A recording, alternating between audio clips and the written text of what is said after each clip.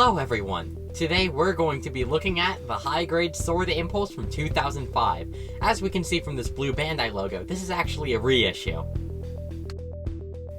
Starting with the bottom of the box, we get a look around the front and the back of a built and painted copy of this kit, as well as a very helpfully labeled action pose, followed by the transformation with a smaller picture of the sword silhouette being carried by the silhouette flyer. The sides of the box just have copies of the art on the front, but the top has a picture of an entirely unpainted copy of the kit, as well as some background information on the mobile suit. Or at least that's what I think it is. I don't know Japanese. That's everything for the outside of the box. Let's get it open. Opening the box reveals 3 bags of runners. The first bag holds a multicolor runner and the sticker sheet. The second bag has 1 black runner and 1 white runner. Here we can see that we haven't quite moved past ball joints yet. The last bag has a multicolored runner, as well as the poly caps. Last in the box is the instructions, which has line art of the Sword Impulse and more painted pictures of the kit. We also get a little preview of the next kits in the line, and some cross-compatibility with the high-grade Force Impulse.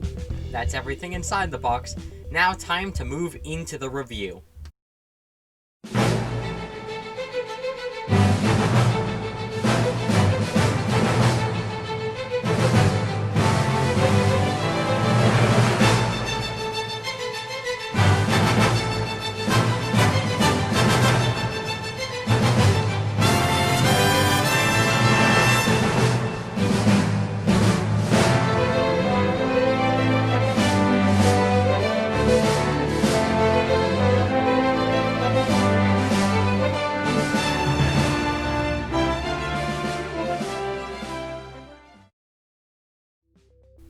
Here's a 360 spin of the kit, and the first thing I noticed was that the proportions are clearly off. I understand the undersized shoulders, but the head is clearly too big, and that boomerang is far too small. Now a look at the color inaccuracies. There's missing white and gray on the shoulders, missing green cameras, a missing yellow V on the chest as well as some black vents, missing yellow on the knees, missing white on the shield and on the rifle, and some missing red on the rifle. Yeah, this kit's missing quite a lot, though it's mostly the same colors throughout. Now on to accessories, and there's quite a lot in this kit. First off is the core splendor. This is missing a ton of color. It should have lots of blue with some accents of black, yellow, and red. The missiles can also be removed as well. Next is the beam rifle. I've already covered the colors on this, but I haven't mentioned the grip on it. It can very easily be knocked around. Here's an example of the Sword Impulse using it.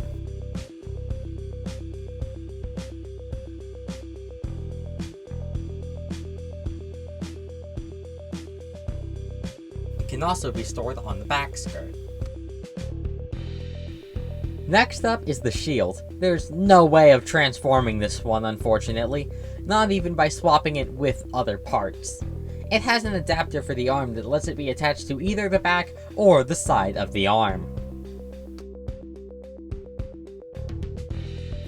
After that, we have the boomerang. This has a couple hinges for use with the backpack, and you can remove each end for a separate beam boomerang.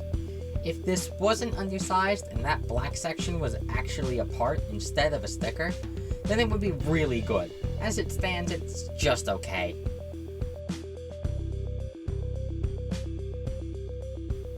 The last weapon to cover is a pair of anti-ship swords, with beam effects included for both. These seem like they would be an utter pain to attach, but it's actually pretty easy. Unfortunately, these can turn a little in the hand, though not quite as bad as the beam rifle that we covered earlier. When not in use, each sword has a peg that can be used to attach it to the backpack.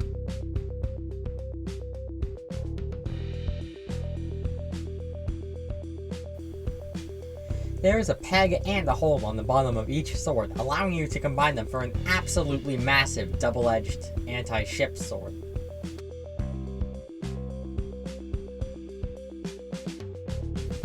Now for articulation. You've seen plenty of poses already, so I'll cover the most notable joints.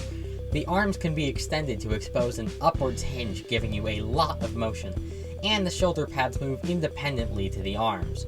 The boomerang's connection can swivel and hinge. Both anti-ship swords are on a small arm with 2 swivels. The front skirts cannot be split, and the hips are ball jointed. The toes have a downwards bend, and lastly, the neck has an extra hinge.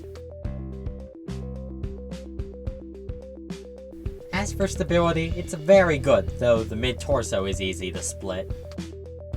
Now then, would you want to buy this?